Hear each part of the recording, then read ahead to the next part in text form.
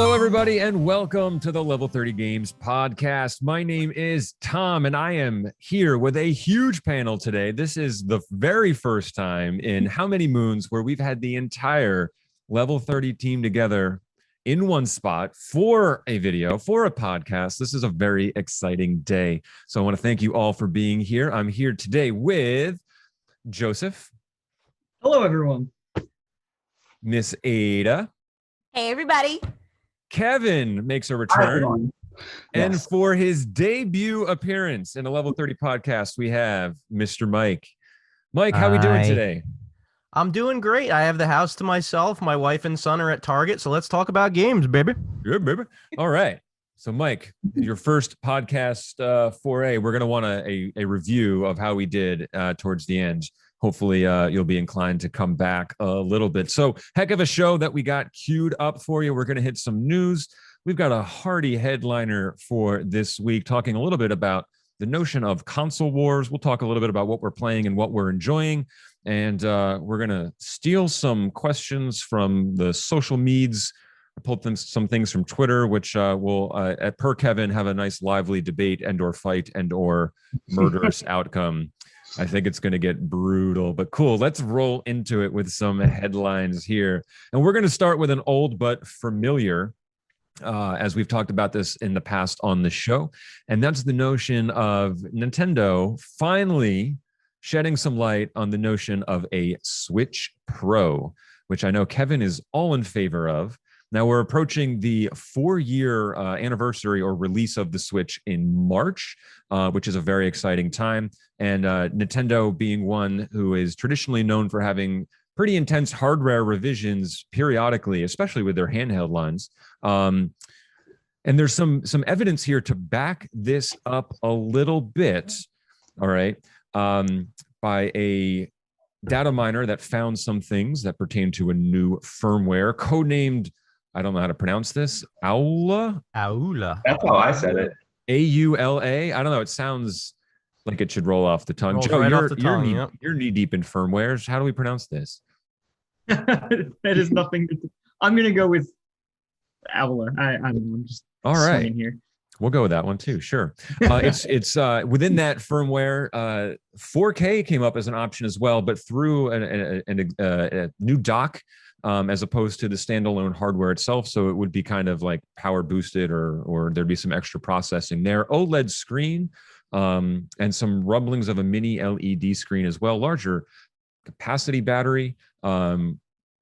Rumored to be something that would be in the range of like 9 to 10 hours, which is great from the standard 3 if you're playing a big first party game. But here's the thing though, Nintendo's already said, yeah, no, we know you found all that stuff, but it's not happening.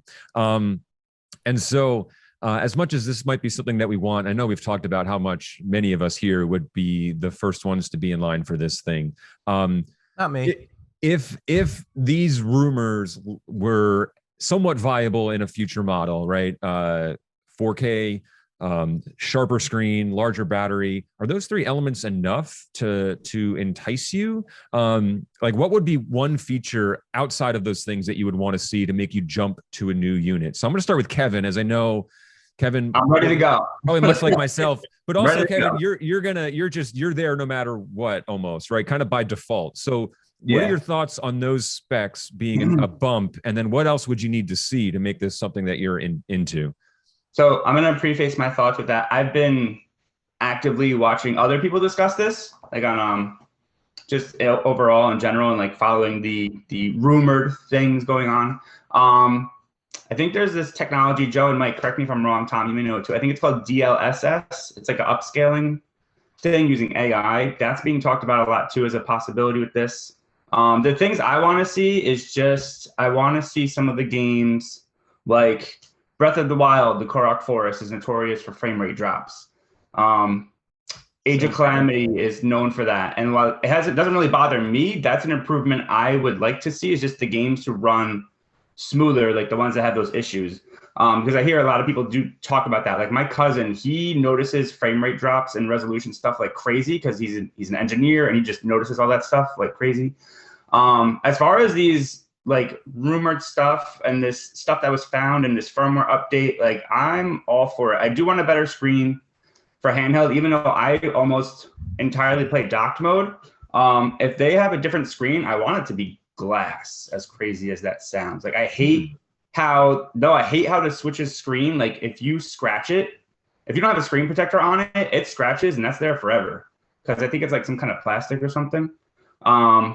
That's just me though. I mean, I'm very with my hardware. I don't drop things on the floor. So no, but I think it's also Nintendo's MO to always kind of engineer their stuff with like a 6-year-old in mind. And I don't mean that in a negative way, but like that was the original influence behind the original Game Boy was okay, we want to measure a drop of this hardware unit to withstand a certain number of feet. And the logic behind that was if a 6-year-old kid was going to put this Game Boy in his pocket and missed, and it fell from his waist and hit the ground, we wanted to be perfectly intact. And that was how they went about designing that old tank of a thing. I can't fathom a glass screen on a Switch would hold up with anyone other than adult users, because kids beat the hell out of their stuff. Hitting an adult user, I would crack that thing within the first day.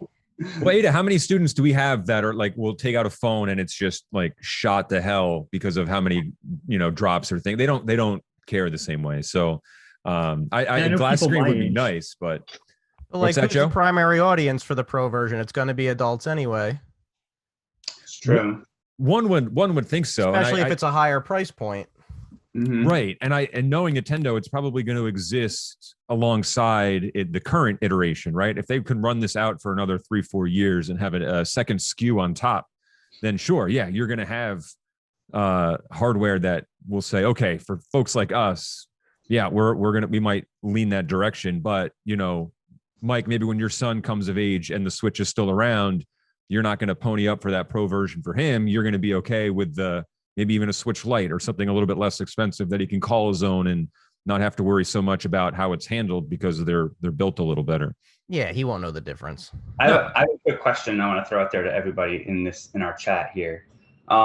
How many models do we think Nintendo would be comfortable with, like existing at the same time in their ecosystem? Because now some people are starting to say too, like the Switch family of systems, they've seen that being used. Joe says 5. Because like we have the Lite, we have the default model, and then we may have this Pro, or some people have started in discussions calling it a revision, because it's like maybe this will replace the existing base model. Maybe it won't. So I'm very curious to see what Nintendo does with that. Because like with the 3DS, I don't even remember how many models and reiterations they had with that thing. I think even if you go before that, go to the DS. I think the DS was a little bit more chopped up in that sense. Oh, Joe's got his hand raised. Look at that. Joe's got some input.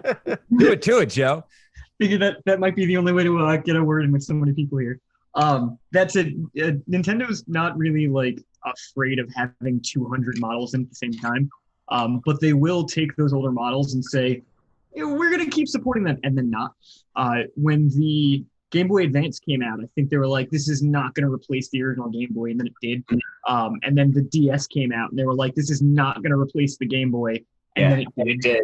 And then the SP came out, and they said the same thing, and then the Switch came out, and they said, this is not replacing the DS. And it was how long before they sunsetted the DS? Like less than a year. So I can absolutely see them saying, the Pro's not going to replace the original version. We're going to have them both because they both kind of do the same thing in practice. And then they're just going to stop supporting the old one. They did the same thing with the new 3DS where it had like the extra buttons. And it was like, you don't really need these buttons. And then a bunch of games came out where you needed the new 3DS to play it. Because it only worked with those extra buttons. So I can probably see something like that happening where they would say, this is just a step up version for people who want it. You don't actually have to have it. And then a bunch of games are going to come out anyway that are going to require it anyway. Yeah, I remember the new 3DS, terrible naming system here. Also, it was like, hey, there's going to be some games that come out that can only be played on this system. And that became a very small handful very quickly as I realized that either it wasn't selling the same way or it wasn't worth the extra processing power for some of these games. So I don't know. There's a lot of hardware revisions that teeter on new models. I mean, I don't know if you remember, we had the DS Fat to the DS Lite to the DSi that were all Like the DS Fat to the Lite was a complete like Overhaul. hardware overhaul. Specs were the same, but it was a new package. And the DSi added one or two extra things, but was ultimately the same anyhow. So I don't know. And they're not going to call it the Pro, right? It's going to have some Nintendo-y name. Yeah. I hope they use anything stupid with the name. Like, if they use new again, I'm going to be... I think they've learned from that, though. I think they know people think that's stupid. Like, if they're not following stuff on social media and, like, getting, like, I don't know. What would they call it, though? Nintendo Switch U. Switch U Deluxe with Funky Kong mode. Marketing, like...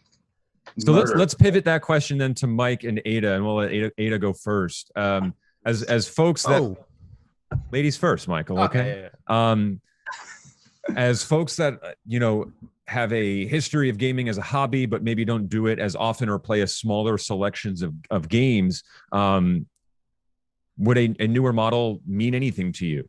It would in a sense. Unlike Kevin, I play my Switch mostly handheld, so I would appreciate a crisper LED screen. Sharper graphics would be really, really awesome for me. And then the rest of mine is just aesthetics, aside from like a longer battery life. Again, playing handheld more than me docking. But I would love it to have a built-in case so that it's almost like Transformer-esque, where a case is like flipping over, locking it into place, and then I could flip it back, and then it's still keeping the whole thing contained. Because while I love my case, I have to take that with me, and then now that's something else I have to be held accountable for while playing my Switch. It's holding my games in and stuff. So having something that's just like one big universal Transformer type of Nintendo Switch device would be super great for me, and more colors. That's true. The variants coming out are pretty cool. Mike, what about you as someone who maybe slightly less time in your day than some of us to sit down on the couch and play? Would there be value to a newer model? Unless Luke became so attached to the Switch, like when he gets old enough to actually, because he plays Mario Kart, but we put like the guide on for him. So if it weren't for that, he'd be driving off the map every 2 seconds. But unless he becomes so attached to that I can't get any time with it, these updates sound awesome, but they don't really matter to me. I primarily play the Switch at home. I tried playing it on a car drive up to my in-laws the one time, and I almost barfed after 5 minutes of trying to play Breath of the Wild. So all that stuff sounds great, but unless there's like a game that comes out that fully takes advantage of all these new things, like the latest and greatest Zelda, and it's worth the investment, then maybe I would think about it. But just I don't really care as of now. Okay. Interesting. Yeah. All right. Well, moving on some other lighter news. There was some footage circulating online within the last week or so about a full-fledged Goldeneye remake that apparently was near completion. And by near completion, it's reported that there were upwards of only 90 bugs left in its Q&A testing, which is not a lot. And then Nintendo pulled the plug on it. Goldeneye, at least for many of us in this age demographic here, is something that we all hold near and dear to our heart. We all have our custom rule sets, right? No Odd Job was a big one in my house because that was. I'm Odd Job or I'm not playing was my rule. See, again, Mike wouldn't be allowed to play in my house because what a cheap character that was. So this was planned as a Xbox 360 game, and when it was near done, a higher up at Nintendo had just said, well, wait a minute, hold on. No one really asked me about this. So no, we're not going to put a Nintendo game on a competitor's platform. Now, GoldenEye has always been rumored for remakes, but the licensing behind it makes it incredibly difficult as an existing IP, the movie tie-in, and who owns all that stuff. But is this something that you would have wanted? Like, I'm curious if outside of the nostalgia aspect, have first-person shooters evolved beyond what this game offers other than nostalgia? And I want to ask Joe first, seeing as how he's the Borderlands expert of the group, but obviously kind of entrenched between that and Doom, I know you're a fan of as well. Was this a game that growing up as a kid of you were sleepover heavy? Like, this was a big sleepover game for sure. But like, would this game have meaning to you now, or is it just pure nostalgia at this point? I mean, it wasn't so. GoldenEye wasn't my first shooter. It's probably my second. I think Medal of Honor might have been my first. So, but still two wildly like difficult games to play with that kind of controller scheme. Using buttons to aim around is just miserable. I think I'm one of those people who would say, I would love to go back and play GoldenEye, and then within 4 seconds throw the controller to the TV because I mean the games are just so different now. Trying to play them and trying to aim with them. I think though it does have some value if they can make it work with modern controller schemes because it still fits in with some modern day shooters. Like some of them are still very basic, and that's like an upside to them. Like there's not too much to them. You just run around, pick up health, pick up ammo, and shoot your friends in the face. That's a lot of fun to some people. It's great for a party game. But there's also, again, so many of them, first-person shooters have to be one of the most popular genres of games that it's got to do something to stand out, but also not, stay true to what it was before. So I think I would try it, but it would be silly of them if they were going to sell it at like a high price point, like $50 or $60. But I think making it like a $20 party game price would probably rake them in a pretty decent amount of money. Yeah. Did anybody else grow up with this game as a staple for multiplayers? Yeah. I mean, Mike, Kevin, Ada saying no. Mike, what are you? I said no. I raised my hand. I said yes. No, I said Mike. Kevin said yes. Ada said no. Oh, okay. Joe kind of took the words right out of my mouth. If it were a lower price point, I think, and it was like a straight up remake with like the original levels and everything, I might buy it out of curiosity. But I think the original GoldenEye was a game of its time. It was kind of a lightning in a bottle thing. A lot of people who weren't PC gamers had never experienced like a LAN party type situation where you can, go over to a friend's house who has the biggest ass TV out of all your friends, and you can sit there and play 4 people at a time. I know me and my friends spent countless hours playing that game. But I think, like Joe said, the first-person shooters have evolved so much, and they've put out a bunch of Bond first-person shooters since GoldenEye, and I don't think any of them really made a splash. So I think the ship may have sailed on anybody giving a crap about a GoldenEye remake. I could be wrong, but that's just my take on it. So then the question becomes, if we had a social gathering and I lugged over an N64 with GoldenEye and 4 controllers, would you say, I'm not sitting down, I'm not playing that? No, I would sit there for probably 4 hours playing that game with you. Oh, okay, good. So now I know what to bring over the next time we are able to gather in person. But that is the nostalgia of holding that old N64 big controller. Oh, that's such an ugly controller too. With the controllers not being wireless, so we'd all be sitting Indian style in front of the TV. That's part of the charm of that, playing that game. So yes, the not charming part is like the 480i resolution sprawled out on a gigantic TV. So you'd have to break out an old like Sony CRT or something for that. Yeah. All right. Well, if anyone has an old Sony CRT, we would much appreciate it so we can have a local couch GoldenEye party. We'll give out Tom's address at the end of this episode. So I'd prefer if you didn't. Unless you're going to mail endorsements, sponsor opportunities, or want to support our channel, then sure, fire away. All right, moving on very quickly as we approach some heavier stuff. There was a canceled Zelda series at Netflix, and this has come up a few times. Adam Conover. Oh my gosh. Adam who? Conover. He is the celebrity that, he's famous for Adam Ruins Everything, that series on, I think it's True TV. He was the one that kind of like talked about this the most, and he revealed that there was like this reason behind the cancellation of that. And then I think Star Fox and people at Netflix supposedly leaked the information, and that very much upset Nintendo, and then they pulled out of it, which I think is a lame excuse. I think that they weren't fully on board to begin with. They were half-heartedly committed to this, and then they found a reason to pull out. That's what she said. You guys know Nintendo is crazy being protective with their IPs. Like they don't want, like I have strong opinions about this that I'll let Tom go around the room here first, because I don't know. Kick it off, man. Go for it.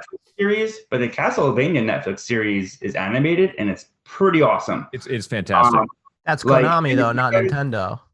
Yeah, but like Konami didn't do that animation, I don't think. It was. They may have actually. They do have their hands in some animation houses, so it's entirely possible. I don't know if it was entirely in-house, but a lot of those. But like my thing, like I don't know if you guys remember all the Smash Brothers, like all the character reveal trailers. Like Tom, I know you probably followed that closely, like I did, but like some of them were animated, like the one where Pit and Link were fighting. Like do an animated series because I feel like you could do way more with that. Because like I want an animated Metroid series as well. Because the Castlevania people kind of mentioned, oh, maybe we could do that. Well, if you remember, oh God, it must have been probably 20 years ago. There was a scheduled Metroid movie. I don't remember who was at the helm from as far as the lead actress would go, but John Woo was attached to direct it. Oh my God. And supposedly can Samus have two guns and doves flying behind her? Well, there's clearly going to be doves, but supposedly they kept going back to Nintendo, the writers saying, okay, well, listen, this character really isn't very well developed as far as their backstory. Here's what we're pitching. And they would keep saying, yeah, no, we don't, this is not what we want for the movie. And eventually it bottomed out. So interesting that you brought up Metroid, because Metroid and Zelda both have two main characters that don't talk. So it's curious how they would have sustained that without a lead, saying much of anything. And Ada, you mentioned the Star Fox thing as well. Yeah, the Claymation Star Fox series that was supposed to happen. Apparently that's not happening anymore either. Was it Claymation? Yes. Oh, okay. All right. I know it was a different medium. That would have been awesome. But I guess it's never to be. Although Nintendo's still out there. They obviously have made some friends over at Universal. They're the ones behind the animated Mario movie that is in development. I don't know where it is as far as the process goes, but that's something we're going to see. That's being done by Illumination, the company or production company that does all the Minions movies. Yeah. And so I feel like it's a perfect fit.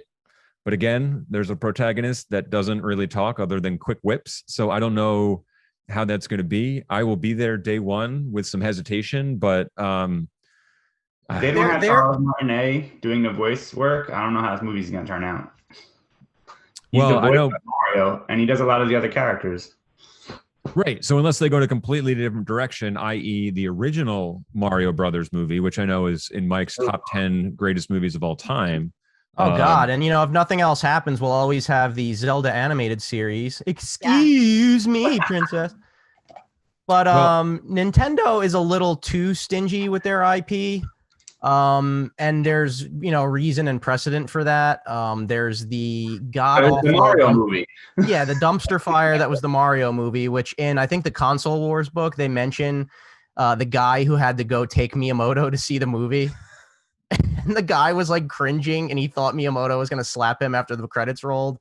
But Miyamoto kind of just shrugged and was like, I think Americans will like it. But I mean, they loaned out Zelda to Philips for the CDI games. I think they made 3 awful Zelda games. So it's good for them. It's good for them in a way to be protective of their properties. But at the same time, they're sitting on a friggin' gold mine with not making, and I talk to Tom about this all the time. When we were kids and Mario ruled the friggin' world, the only Mario toys that I can really remember having access to were the Happy Meal toys. Yes, that was it. Like, now finally we're seeing, like when I go to Target, we bought my son the big Mario Kart set with the Matchbox cars that we can kind of parcel out to him when he's being a good boy. We say at the end of the week, if you're a good boy and you have all your check marks on your little whiteboard, we'll give you a new Mario Kart toy. But they're finally starting to push out more and more toys. And I think eventually we will get some kind of Zelda show or movie. I don't know if the right move would be to do live action or fully animated, but they're just sitting on a gold mine. Because just imagine if they put out a Zelda movie. Let's be real, though. A Legend of Zelda live action is going to be family friendly Game of Thrones. That's what it's going to turn into.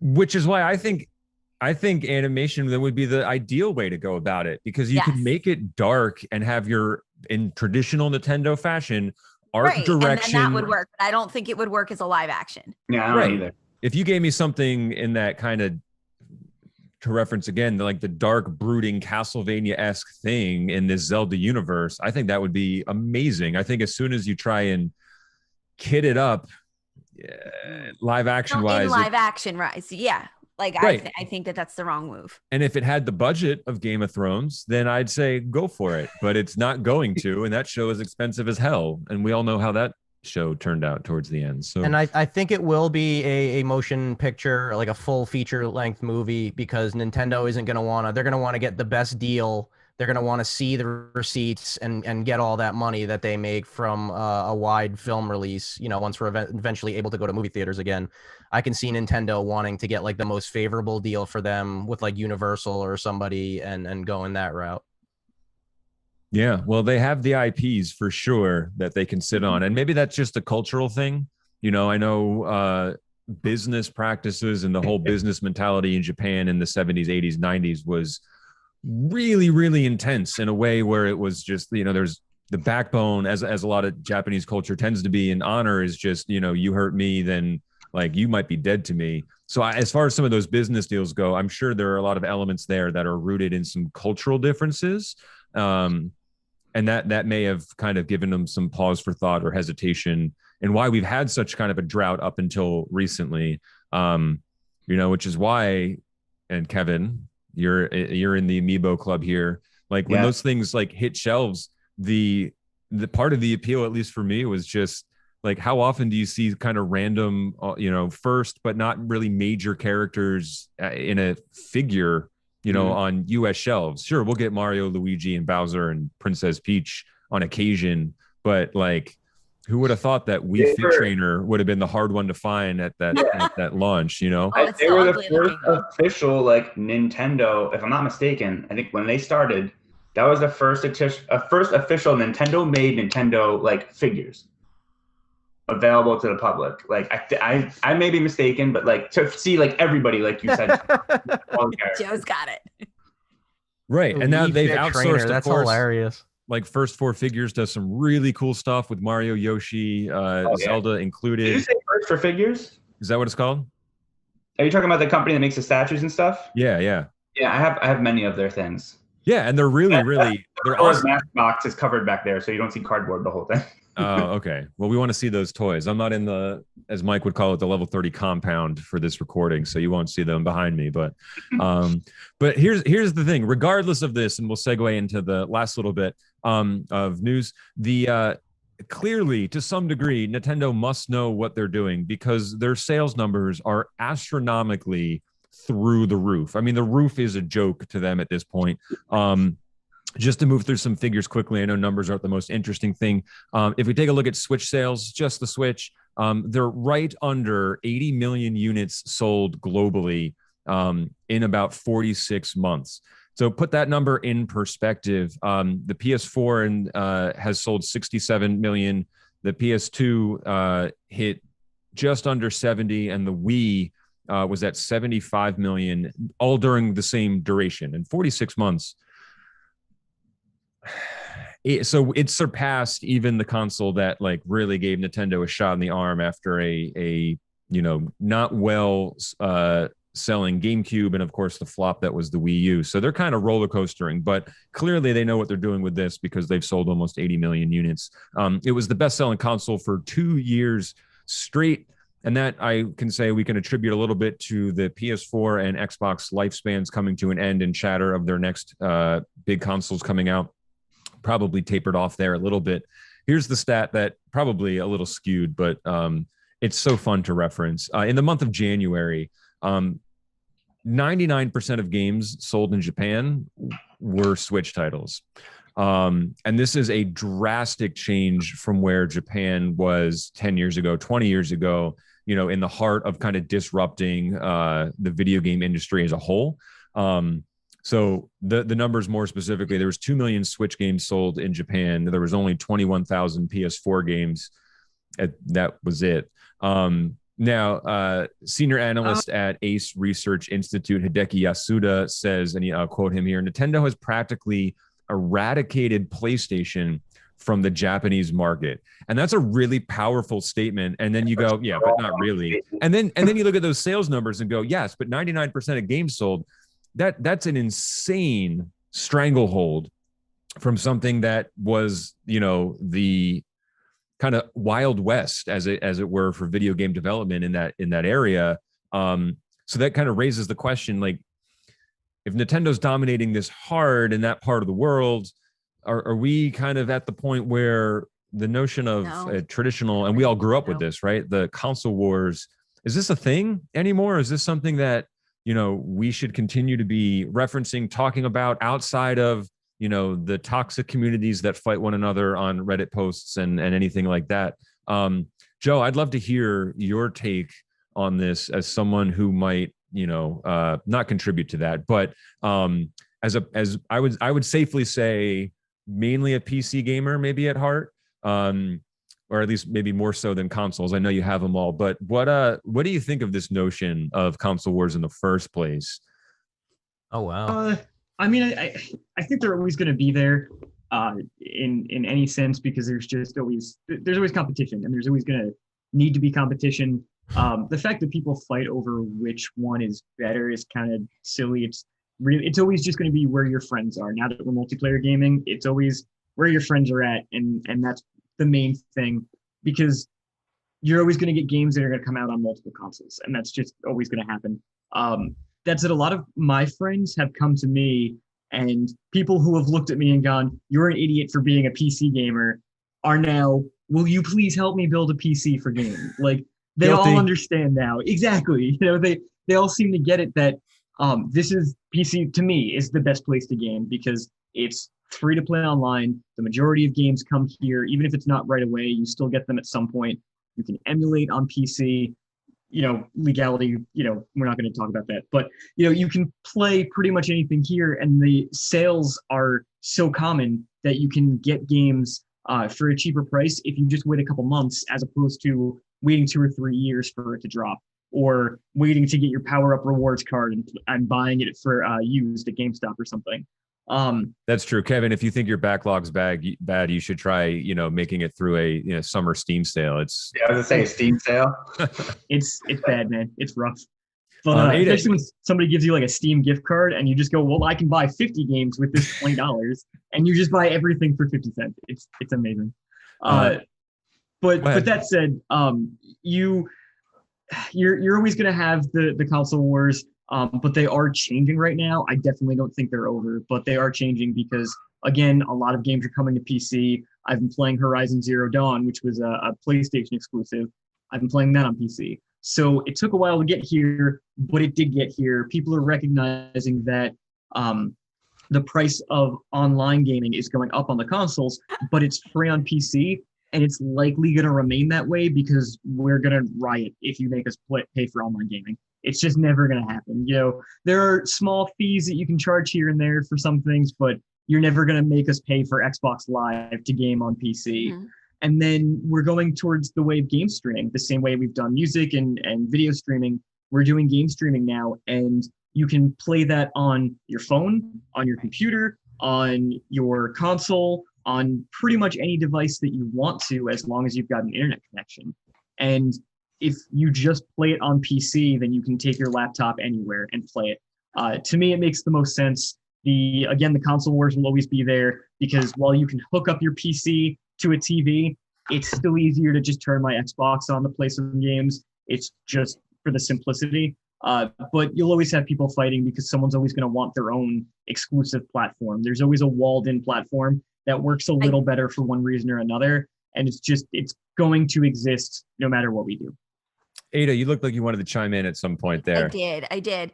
And while I appreciate everything that Joe just said, especially with him being such a, heavy PC gamer and into the Xbox, PlayStation world, I have to say that as a girl who is primarily a Nintendo focus, one of the, thinking back, one of the things that turned me off to PlayStation was the lack of games. Right. And I believe that their lack of games in appeal to specific areas of the country could potentially be the impactful moment there for that. And then on top of it was the expensive price point. How much is a PlayStation 5? Too much. Right. Compared to $5 hondo. Right. Compared to a Switch, for example. So I feel like Nintendo is kind of stepping up its game and making things affordable, accessible, and they're coming up with a wide variety of titles, and even independent titles are available in their download shop, that there's so much more for you to choose from than what PlayStation and Xbox are offering. Yeah, it does seem I think you hit the nail on the head, at least for me. And that was my question. And we'll toss it over to Mike and Kevin, and we'll get them to chime in. Like, there's obviously something that keeps Nintendo in the limelight, right? Because it seems like for the longest time, at least within the last decade, honestly, maybe even two, I probably since the Wii era. I think when the GameCube came out, there was some stigma towards it, in that it didn't do everything the other systems could, especially with the debut of Xbox. But Nintendo consoles for home have always kind of been, at least within the last 2 decades, hey, this is the secondary machine you have in your house. You got your main console, and then you got your Nintendo thing, because, hey, we can, as Ada said, the price point's typically lower. So if you're going as a 2 console, right, that was the whole conversation in the PS3 360 era, was, okay, you've got a Wii, and which of the other, real gaming systems? I remember that conversation at my store a lot was, and you would pick up the occasional Wii title because it was a Nintendo only game. And then you would pick up your big blockbuster titles on your PS3 or your Xbox 360.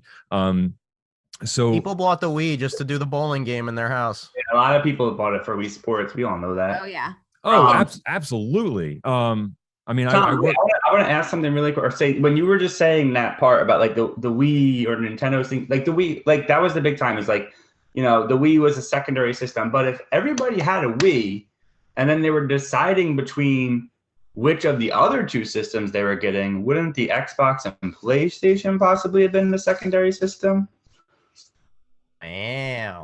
Well, so, Kevin, yeah. Right. You're 1,000% right. I'm not saying every household was a 2 console system, but I think up until that point, it was almost like perceived as frivolous to have more than one, right? Because for the longest time between PlayStation, I mean, the separation in what made those consoles different was there wasn't a wide margin. Spice World. That's why. That's why you had it. For Spice World. I had it for Spice World. Yeah. My sister had that game. My gosh. Oh God. Ada had that game too. Anyway, I guess we'll bounce to Mike. Mike, I know we grew up in a similar time frame as far as being really entrenched in the Sega Nintendo battle of the playground and the consumer market. Ooh, I've been insulted. And obviously, and Ada, I'm sorry. What was it about that at that age, right? That made that interesting and or appealing, right? Because I think it's easier at like 10, 12 years old to pick a side and try and defend it. But we're here as adults, and people are still picking a console and then defending it to the nails for some reason, which I think personally is kind of silly, but to each their own. So what was it like for you in that the early battle between Nintendo and Sega, and what kind of tapered off for you as something that have any interest in feuding between hardware platforms?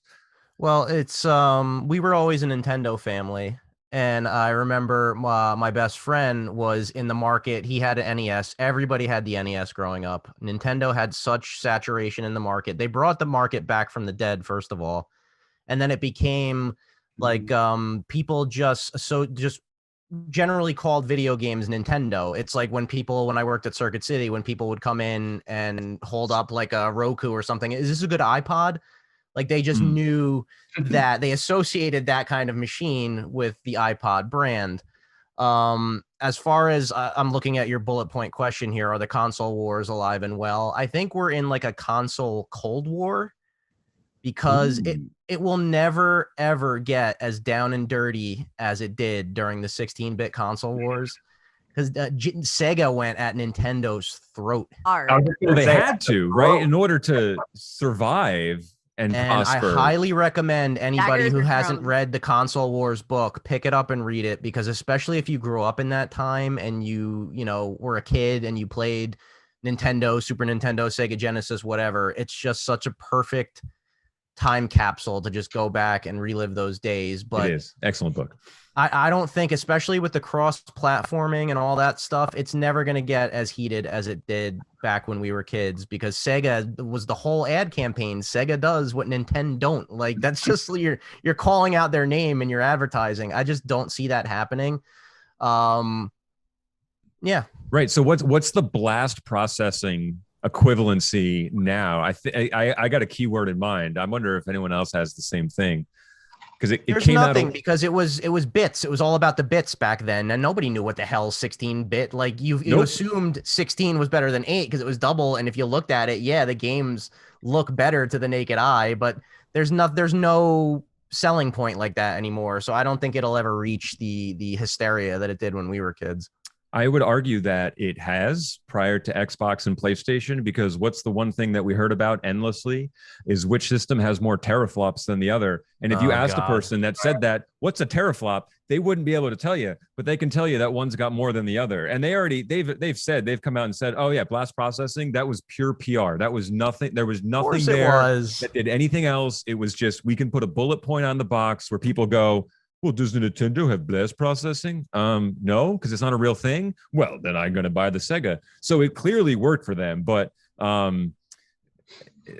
they got to Nintendo by offering the Genesis at a really big discount, and Nintendo is very reluctant to ever lower the price of any of their hardware. So absolutely. And to your Cold War point, same thing this time around as well. I mean, how long did we wait for Microsoft or Sony to release a price point for their new consoles?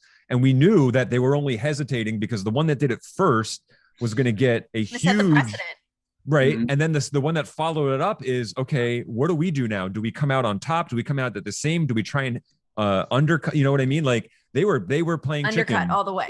Wait, who announced theirs first? Because I didn't really follow. Was it Microsoft? Microsoft announced theirs first. $499. Sony went on record. I read about this past week. I think Sony is selling every system at a loss again still.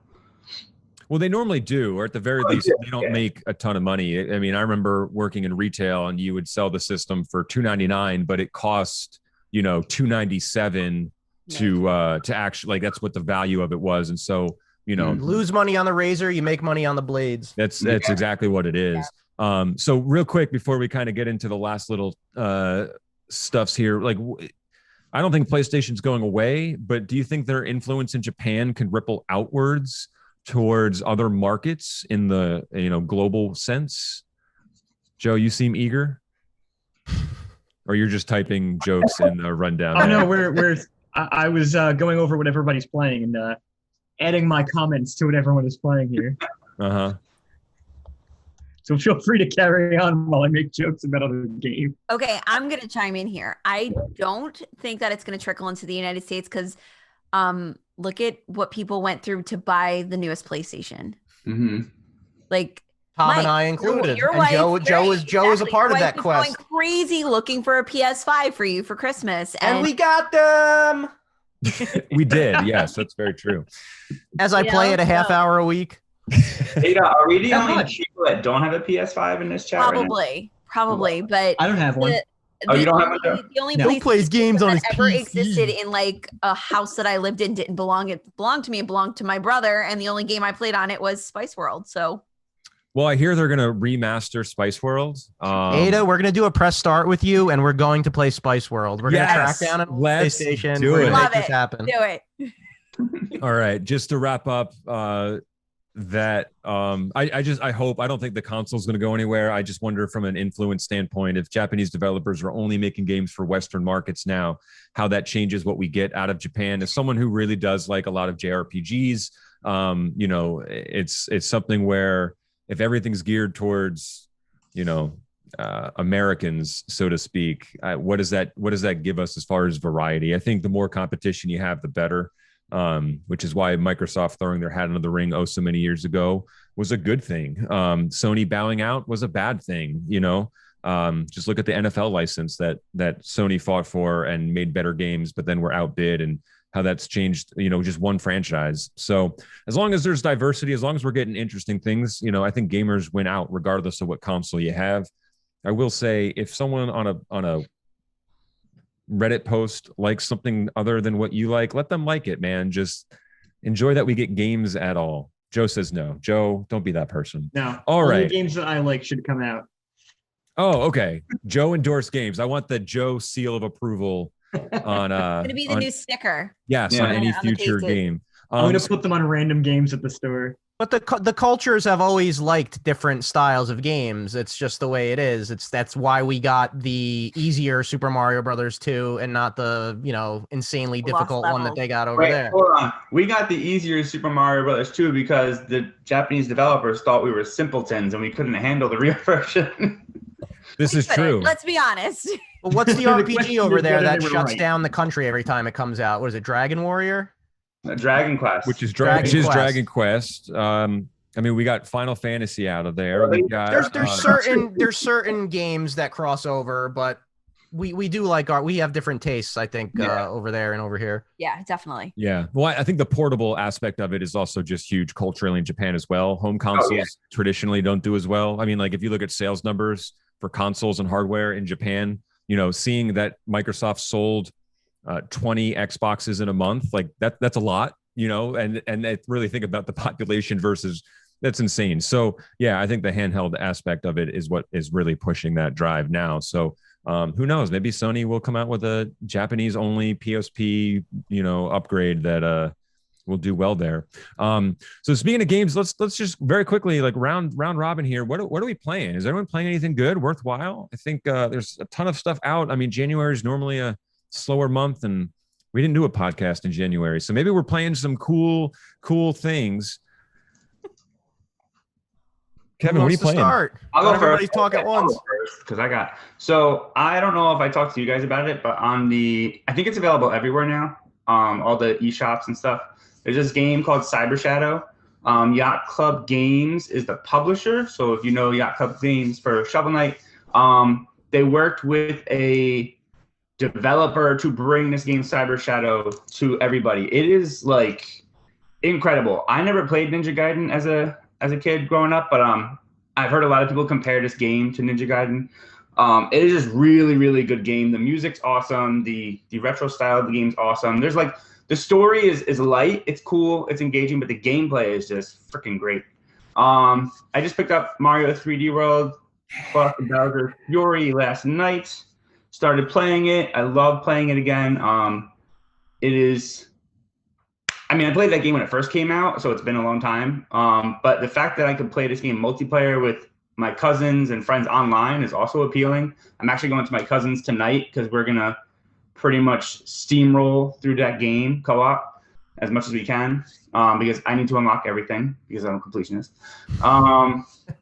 And Smash Brothers is always there. And I still, Tom and Joe, we talked about this a lot. When I was all hyped for Ori, Will of the Wisps coming to the Switch, I still have not opened it yet, and I need to play that because I think maybe when we have our next big break, I'll just start that game one day and not come out of my room for a full day or two and just play it because I do need to play that game. But that's my short list. I have other things, but that's the things I thought of off the top of my head. But get Cyber Shadow. It is amazing. If you like old school 2D like action, I'll just say action games. All right, Joe, what are you playing? So I was playing Horizon for a while. I took a break from that when I got Mario, and I've been flipping back and forth between Mario Sunshine and Mario Galaxy. Oh, nice. It makes me wonder if there was ever a 3D Mario game where the camera isn't an absolute atrocity. The amount of times where I've died because the camera just says, nah, it's just horrendous. It's so annoying. Actually, I think it took till Odyssey to get that camera right. You're right. You're right. In Odyssey, it's pretty good, but in Sunshine, like I'll just jump and Mario will just jump in a different direction, and then I'll get mad and I'll go to Galaxy, and Galaxy does this thing where you'll walk in one direction, and then because the camera's kind of funky, Mario will just start walking in a circle, even though you're only holding one direction, and then he'll just pick a random one and start walking that way, and you don't know how he came to that decision. It's just part of the game to figure out how to deal with it. But I've been playing that, and Mario Galaxy surprisingly holds up well with the controls where you have to like You have to move the controller around to like collect the star bits and shoot them at enemies and stuff. Not a fan of that. I think it works pretty well because you don't have to do it. I think it's because they knew the camera was so bad, it was really difficult to like jump on enemies' heads. So they kind of gave you a way to like shoot them first and just walk into them. So I think it helps in that aspect, but it is kind of annoying when you're like sitting on the couch in a really awkward, comfortable position and you have to move the controller and like, well, I guess I have to move now, or I could just play a different game. But yeah, I've been flip-flopping between those two Mario games and it's been fun, but I do have to take a break because they get frustrating. Cool. Ada, anything good on your radar? Of course, Animal Crossing. I have been dabbling a little bit in Among Us. I am enjoying that, especially on my Switch. And I've gone back to Captain Toad Treasure Tracker. Yeah, love that, especially with the whole slip up that happened with Walmart. So yeah. Yeah, thanks, Walmart. Michael, play anything good? Oh, Tom, I'm just up to my eyeballs in games that I'll never play. Like you, I am the new proud papa of a PS5. So my wife was kind enough to get me Spider-Man Miles Morales, which I'm trucking through. I try to play a mission or two every night. I'm waiting for 3D World to show up to my house today. So I hope to play that with my wife and son later. I'm working on the 3D collection and I'm playing Mario Galaxy. The only game out of that pack that I had ever played was 64. So it's cool to see the Mario games I never played. And I haven't picked it up in a while, but I tried playing Breath of the Wild again. So by the time we're in level 40, I might be finished with that game. So cool. All right. Well, that's going to take us to our last question, and we're going to round robin this. Here's the only rule I'm going to give, though. You can provide absolutely zero context for your answer. So no explanation. All right. Wait a second. Did a game go off the list, or is it on the next? Oh, it's on the next page. Okay. No context, but I stole this from Twitter. There was a little thing going around that said you have to eliminate one. Which one has to go? And there were 4 pictures, all of them Zelda games: A Link to the Past, Ocarina of Time, Wind Waker, and Breath of the Wild. This is like an F, marry, kill with Zelda. I'm gonna fight somebody over this one. I know it. Which we did for Mario, and that was a lot of fun. But we're gonna do this just to make sure we don't go too long today. So, Michael, with no explanation, which one has to go? A Link to the Past, Ocarina, Wind Waker, Breath of the Wild. Wind Waker. Ooh. Ada, which one has to go? Oh, you know which one I'm picking. Breath of the Wild. Oh, Kevin. Yeah. Kevin, which one has to go? Wind Waker. Joseph, which one has to go? Majora's Mask. Not an option, because that would be the easy one to pick. It's the black sheep. But these are tough. This is tough. Ocarina of Time. Oh. Wow. What? All right. Well, controversy. I can't. We gotta talk later. You want some more controversy? Our game of the decade, Breath of the Wild, has to go.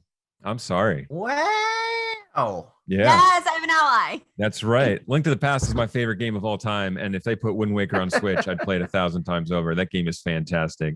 All right, folks. Well, I want to thank you all for sitting down here today with us and listening to us wax poetic about some nostalgia topics, some new topics, and some Nintendo stuff, as always. Make sure you check out our other Level 30 offerings up on our YouTube channel. Mike is running our Instagram, so you can find us there. I run Twitter, but I don't put anything there because no one follows, and that's okay. But hey, we just broached 100 followers on Instagram, so let's see if we can hit the next target. Go check out News Minute. Go check out the latest edition of the Level 30 News Minute featuring Ada. We got that back in our rotation as well. And expect a review of Mario, hopefully sometime soon. Although I can give you the short version now. Go get it and play it because it's awesome.